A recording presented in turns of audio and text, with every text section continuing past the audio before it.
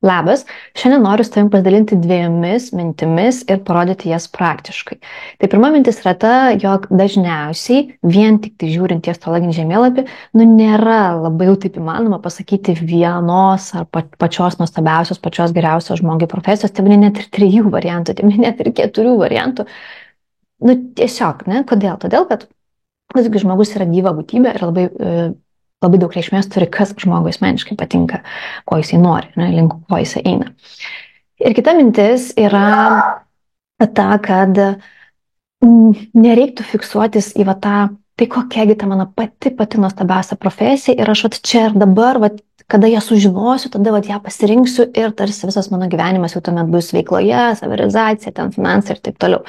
Ir dažnai tas kelias gali būti ilgas. Tai, kad mes galbūt iš pradžių pasirinkame vieną profesiją, vieną veiklą ir būtent to pasirinkimo dėka mes galime geriau priartėti prie tos nuostabiosios veiklos, kuri galbūt jau ir bus tas atsiverimas savęs visapusiškai. Tai nesifiksuojam ir turime meni, kad tas kelias, jis gali būti šiek tiek ilgesnis, negu mes taip įsivaizduojame, mes kaip norėtumėm, ar ne, kad būtų. Tai tvarkoju, tai dabar žiūrėkit, tuoj pateiksiu praktinį pavyzdį ir prieš istorija yra tokia, jog mano mokinė viena astrologijos paklausė, ar tokie ir tokie ženklai rodo polinkį į tai, kad žmogus yra linkęs į grožio srities veiklą. Ir tai aišku, tai klausia, turbūt čia Jaučio zodiako ženklo energetika, Svarstyklių zodiako ženklo energetika, tai reiškia ir ten aspektai tam tikri, tai jau turbūt čia yra polinkis į grožio sritį. Iš esmės galbūt taip, bet galbūt ir ne. Taip, svarstykliška energetika, čia yra grožis, mada, ten stilius ir panašiai, jeigu derinam su grožio sritimi. Jaučio energetika, čia gali būti įvairūs masažai, tokia labiau fiziologija, ar ne, susijusi su grožio ir estetika. Bet gali būti ir mergelės energetika, kur taip, galbūt ir su sveikata, kažkokia iš grožio ir nesrities, bet gali būti labai kruopštus, labai smulkmeniškas, makiažas ar ten dar kažkas taip.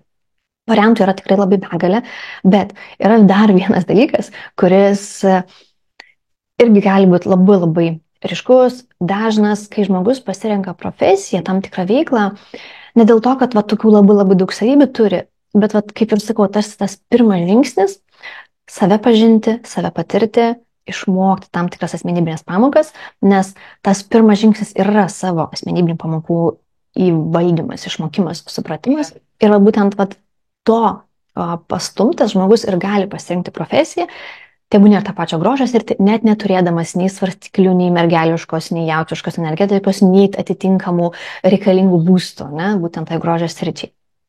Tai dabar pažiūrim vieną žemėlapį ir suprasit, ką ar ne aš to norėjau pasakyti. Dabar matot prieš save žemėlapį ir tarkime žmogus jūsų klausia, tai kokia man profesija pati man geriausia, pati nuostabiausia, kur man čia eiti ar ne, ir ką man daryti. Ir taip labai abstrakčiai, ne, keliais sakiniais, tai ką jūs galėtumėt pasakyti, kad taip, karjera yra labai svarbu, kad karjeroje gali žmogus turėti daug pasiekimų, čia tikrai tokia stipri energetika, stipri tokia kardinali išraiška, savęs išraiška, vėlgi žiūrėkit, Plutonas, ne, Plutonas jis yra pirmam būste, tai vis tiek asmenybė į pasaulį nori skleisti tokią galią, ryškumą, kardinalumą, neturi būti savęs išraiška kažkokia tokia paprasta, ne, tai kažkas turi būti tokio, kardinalaus, magnetiško ir intensyvaus, tai pavadinkim. Čia irgi, ar ne, pačioj matot tokia šiek tiek intensyvesnė energetika, tai reiškia daug tokio žaraviškumo, ir Saulė susijungusi su Saturnu, ir vandeniškumo, reiškia, žmogus tikrai yra galintis būti, ar ten, nežinau, direktoriumi, kontroliuoti, reguliuoti kažkokius tai įvairius komunikacinius, informacinius srautus, kažkokie tai projektai, logistiniai, su tarptautinė ar ne rinka, nes matom, tiek Jupiteris yra 10, tai galbūt yra kažkas tarptautinės tam tikros rinkos, visokiausių tokie galbūt dideli marketingo, socialinių tinklų projektai.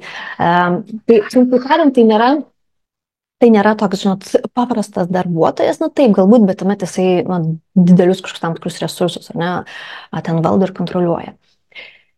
Ir pavyzdžiui, žmogus pasako, kad moteris nepasako, o aš noriu būti grožio specialistė. Ir žiūrit ir sakot, tai ne, jums netinka. Kodėl? Ne, viskas gerai. Jeigu aš noriu eiti grožio sritį, prašau, ar aš negaliu joje priderinti šitų energijų?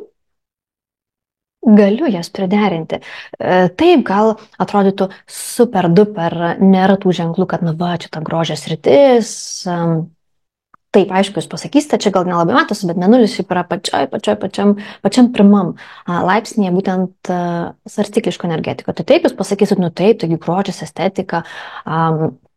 Čia yra, tarkim, tas vidinis, ne, toks polėkis, kur tarsi aš jaučiu tą komfortą ir saugumą, bet vis tiek, jeigu imant abstrakčiai, neimant bendrą vaizdą, nu nepasakytumėt, kad pati ta nuostabiausia, pati geriausia karjera, profesinė, kur visapusiškai, variapusiška savirealizacija būtų, tai būtų būtent grožio sritis. Turim kaip kažkokia tai procesinė, tokia procesinė veikla atlikinėti procesus grožio srities. Bet, kaip aš ir sakau, jeigu žmogus nori, jeigu jam patinka, viskas to yra gerai. Tiesiog reikia priderinti, pavyzdžiui, galbūt informacinius rautus, komunikacinius, socialinius tinklus, o galbūt vėliau ta moteris taps super, nežinau, mokymų specialistą, pačiai grožio srity, viskas ok, nes čia esmė nėra visiškai konkretizuotas sritis, esmė savybės, reiškia, kokias tas savybės ar negali išnaudoti šis žmogus. Bet šitoje vietoje, ką aš jums dar norėjau parodyti, tai bet man atsakiau, tas kelias, ar ne, reiškia, kelias dažniausiai prasideda nuo savo asmeninių pamokų įvaldymo. Ir čia žiūrėkit, kas yra. Taip, mėnulis yra pačioj pradžioje svarstyklių zodiako ženkle. Tai yra tokia silpnoka energetika, plus yra kvadratūra, jeigu matot į Venerą, tai reiškia, ta tokia moteriškoji pusė, jinai šiek tiek, na, pavadinkim, taip silpniau, ne, silpnoji daly. Bet tai yra vienintelė, pati ryškiausia, nu, taip abstrakčiai vėlgi, ne, čia labai kalbu, nėra pati vienintelė, bet tokia labai motyvuojanti, reiškia, motyvuojanti manyje esanti tokia įtampa, kuri mane motyvuoja, ką daryti? Taip, galbūt ieškoti va, tų tokių grožio, estetikos, balansų, kažkokių temų. Tai yra, trumpai tariant, mano vidus, jis ieško tų būdų, kaip man pradirbti savo mėnulį, koks jisai čia yra, su kokiais aspektais, kokiuose ženkluose ir panašiai. Pradirbti savo Venerą, ne, nes vėlgi čia yra toks vidinis, ne, šiek tiek tas moteriškas konfliktas. Tai reiškia, mano psichika ieško būdų, kaip pradirbti. Ir taip aš pasirenku būtent tą grožio sritį. Nebūtinai, bet kaip pavyzdys, taip aš pasirenku būtent tą grožio sritį, nes tai leis labiau būtent įvaldyti va šitą savo asmenybinį pamoką. Ir jeigu aš tai valdysiu, tuomet viskas ir čia visur kitur pasileis. Tai vat, kaip svarbu visgi įjausti save, ko aš noriu, kas man patinka ir tik tai ant viršaus, ne, kaip sakant, jau derinti kažkokią tai papildomą informaciją, kokią aš gaunu iš aplinkos, tebūnė kokių aš čia patarimų gaunu, tebūnė to pačiai astrologijos, ten, nežinau, grupiai, visokiausiai kitokių galbūt patarimų, bet vis tiek pats esminis dalykas yra, ko aš noriu. Ir tuomet ta kelio pradžia, jinai yra, nu pavadinkim, mano kelio pradžia, o ne kažkieno tai kito ar neprimestas. Ir tarkime, kaip pavyzdys, taip, galbūt jeigu žmogus galbūt pirmiausiai ne kokią nežinau, buhalteriją, po to ten gal į dar kažkur, o tik tai ten kokią mediciną, buhalteriją, ten dar kažkur, o tik vėliau, ne, ten kokią nežinau, 40 metų sugalvoja, kad ne, aš tapysiu paveikslus.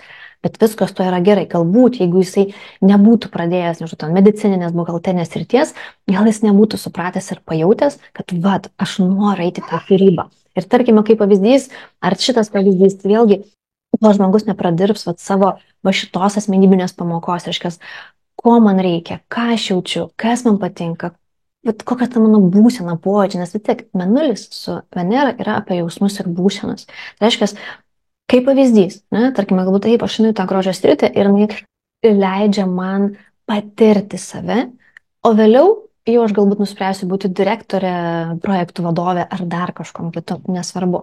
Tai va tas žingsnis iš savęs apie save, įvaldant savo asmenybinės pamokas, yra labai svarbus žingsnis. Tai prašau, nesikoncentruokit